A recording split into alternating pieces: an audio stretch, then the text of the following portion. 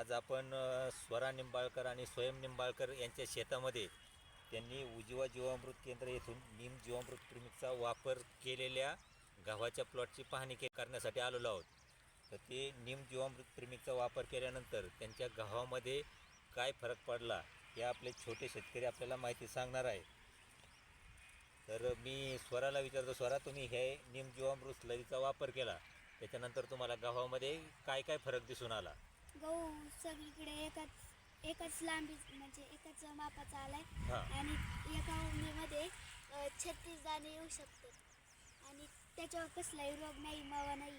अच्छा, तर तू नीम जीवामृत प्रीमिक्सचा इतका चांगला रिझल्ट आल्यानंतर बाकीचे जे शेतकरी आहेत त्यांना काय सांगशील? नैसर्गिक शेती काळाची गरज आहे की नैसर्गिक शेतीकडे सगळ्यांनी वळलं पाहिजे. कशासाठी नैसर्गिक शेतीकडे वळलं पाहिजे सगळ्यांनी? आमच्या चांगल्या आरोग्यासाठी सगळ्यांनी नैसर्गिक शेतीकडे वळले पाहिजे, ही काळाची गरज आहे. छोटे शेतकरी तुम्ही काय सांगणार का? सगळ्यांनी नीमजीवामृतचा वापर करा.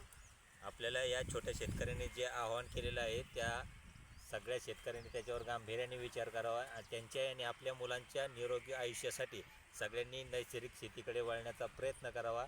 शेतकऱ्यांना हे सहज उपलब्ध यासाठी उजवा जीवामृत केंद्र आंबळे या ठिकाणी नीम जीवामृत प्रीमिक्स उपलब्ध करून दिलेलं आहे. तरी जास्तीत जास्त शेतकऱ्यांनी याचा वापर करावा आणि विषमुक्त शेतीच्या दिशेने एक पाऊल टाकावे. धन्यवाद.